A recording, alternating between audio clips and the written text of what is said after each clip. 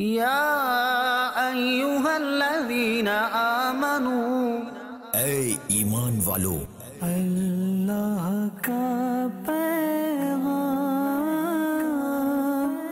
مومنوں کے نام۔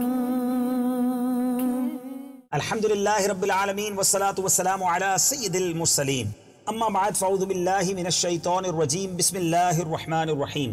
الصلاة والسلام علیک یا رسول اللہ وعلی آلک واصحابک یا حبیب اللہ، الصلاة والسلام علیک یا نبی اللہ وعلی آلک واصحابک یا نور اللہ۔ میٹھے میٹھے اسلامی بھائیوں، ماشاءاللہ ایک بار پھر اس سلسلے میں حاضر ہیں جس کا نام ہے اللہ کا پیغام مومنوں کے نام۔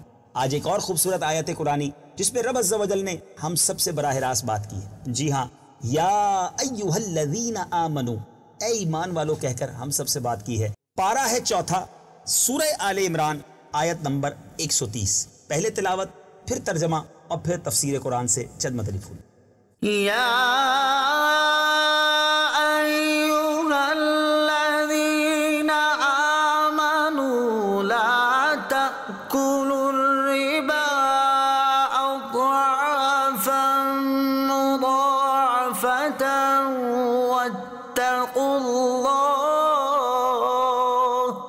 واتقوا اللہ لعلکم تفلحون۔ ترجمہ کنز العرفان، اے ایمان والو دگنا در دگنا سود نہ کھاؤ اور اللہ سے ڈرو اس امید پر کہ تمہیں کامیابی مل جائے۔ تفسیر صراط الجنان میں ہے لا تأکلوا الربا اضعافا مضاعفہ، دگنا در دگنا سود نہ کھاؤ۔ تفسیر صراط الجنان میں ہے کہ اس آیت میں سود کھانے سے منع کیا گیا اور اسے حرام قرار دیا گیا۔ زمانہ جاہلیت میں سود کی ایک صورت یہ بھی رائج تھی کہ جب سود کی ادائیگی کی مدت آتی، اگر اس وقت مقروض ادا نہ کر پاتا تو قرض خواہ سود کی مقدار میں اضافہ کر دیتا اور یہ عمل مسلسل کیا جاتا رہتا۔ اسے دگنا در دگنا کہا جا رہا ہے۔ سود سے متعلق وعیدیں۔ سود حرام قطعی ہے، اسے حلال جاننے والا کافر ہے۔ قرآن و حدیث میں اس کے متعلق سخت وعیدیں بیان ہوئی ہیں۔ سورہ بقرہ کی آیت نمبر 275 سے لے کر 278 تک سود کی حرمت کا بیان موجود ہے، اور حدیث پاک میں ہے، میرے آقا علیہ الصلوۃ والسلام فرماتے ہیں، مسلم شریف کی حدیث ہے، حضرت جابر بن عبداللہ رضی اللہ تعالیٰ عنہ سے روایت ہے، حضور سید المرسلین صلی اللہ تعالیٰ علیہ وسلم نے سود کھانے والے، کھلانے والے، سود لکھنے والے اور اس کی گواہی دینے والے پر لعنت فرمائی اور فرمایا کہ یہ سب اس گناہ میں برابر ہیں۔ حضرت عبداللہ ابن مسعود رضی اللہ تعالیٰ عنہ سے روایت ہے کہ حضور اقدس صلی اللہ تعالیٰ علیہ وسلم نے ارشاد فرمایا، سود کا گناہ 73 درجے ہے، اور ان میں سب سے چھوٹا یہ ہے کہ آدمی اپنی ماں سے بدکاری کرے۔ اللہ اکبر، غور کیجئے کتنا بڑا گناہ ہے۔ اسی طرح ایک اور جگہ نبی پاک علیہ الصلوۃ والسلام کا ارشاد ہے، سود کا 1 درہم جو آدمی کو ملتا ہے اس کے 36 بار بدکاری کرنے سے زیادہ برا ہے۔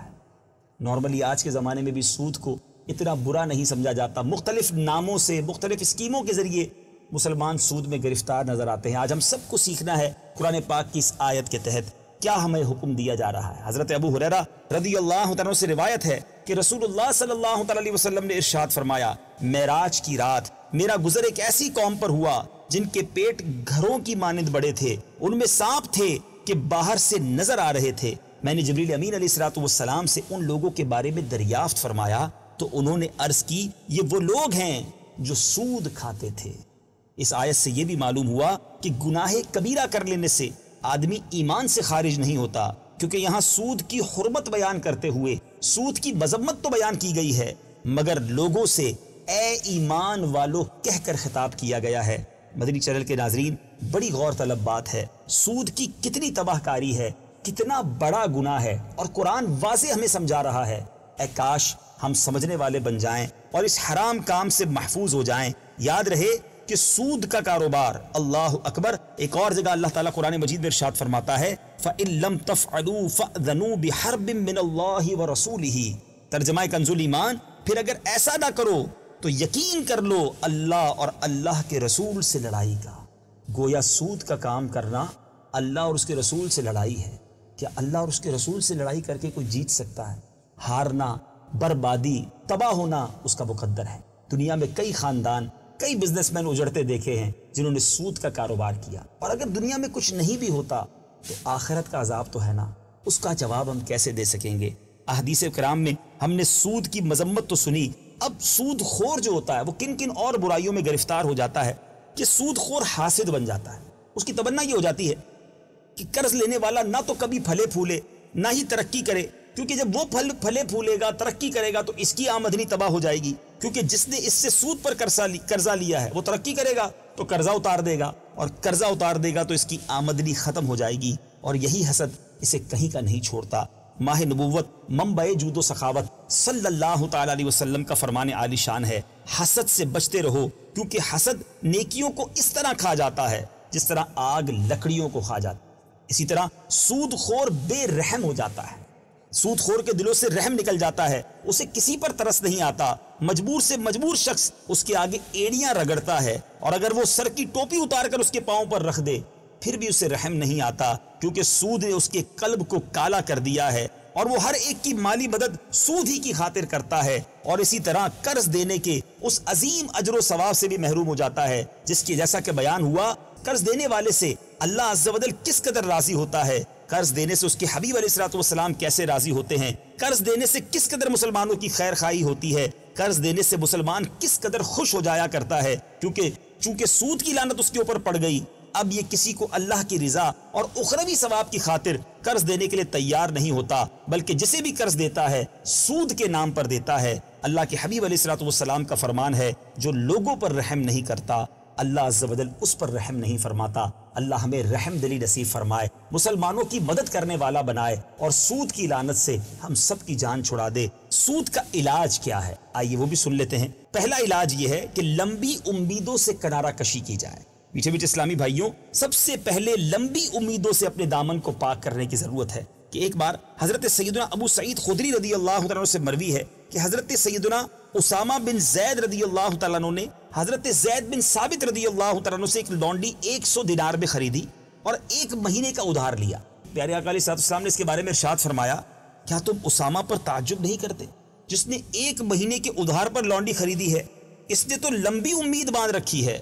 اس ذات کی قسم جس کے قبضہ قدرت میں میری جان ہے, میں نے اپنی آنکھیں جب بھی کھولی تو یہی خیال کیا کہ پلکیں بند کرنے سے پہلے اللہ عز و جل میری روح قبض کر لے گا. پیارے آقا فرما رہے ہیں, آپ ذرا غور کیجئے, فکر آخرت کا انداز دیکھیں. فرماتے ہیں جب میں اپنی آنکھیں اٹھاتا ہوں تو یہی خیال کرتا ہوں کہ اسے نیچے کرنے سے پہلے میری روح قبض ہو جائے گی, اور جب میں لقمہ اٹھاتا ہوں تو یہی خیال ہوتا ہے کہ اس کے نگلنے سے پہلے موت آ جائے گی. اس کے بعد ارشاد فرمایا, اے انسانوں, اگر تمہیں عقل ہے تو اپنے آپ کو مردہ لوگوں میں شمار کرو. اس ذات کی قسم جس کے قبضہ قدرت میں میری جان ہے, جس بات کا تم سے وعدہ کیا گیا ہے یعنی موت وہ آنے والی ہے اور تم اسے عاجز نہیں کر سکتے. تو کاش لمبی امیدیں, بہت لمبی پلاننگ, بہت زیادہ پیسے کمانے کا سوچ جو ہوتی ہے وہ انسان کو سود کے اس حرام کام کی طرف لے جاتی ہے. کاش فکر آخرت ہمارے دلوں میں گھر کر جائے. دوسرا علاج یہ ہے کہ انسان دولت دنیا کے پیچھے نہ بھاگے.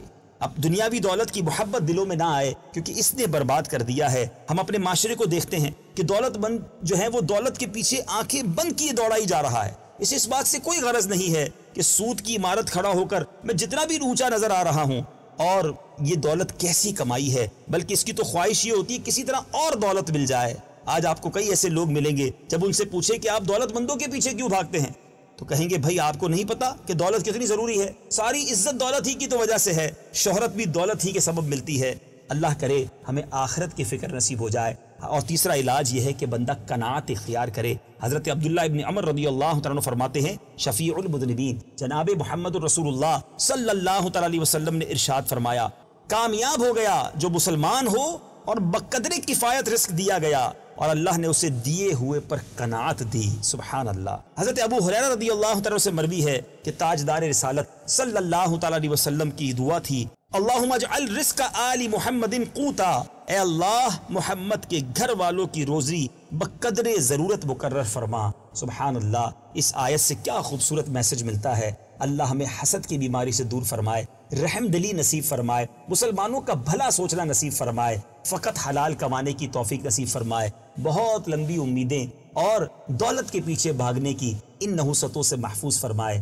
اللہ کریم جو روزی عطا فرمائے اس میں قناعت بھی نصیب فرمائے۔ مدنی چینل دیکھتے رہیے، اگلے سلسلے اللہ کا پیغام مومنوں کے نام میں ایک اور آیت قرآنی اور اس کا پیغام لے کر حاضر ہوں گے۔ صلو علی الحبیب صلی اللہ تعالی علی محمد صلی اللہ علیہ وسلم۔ یا ایہا الذین آمنوا، اے ایمان والو، اللہ کا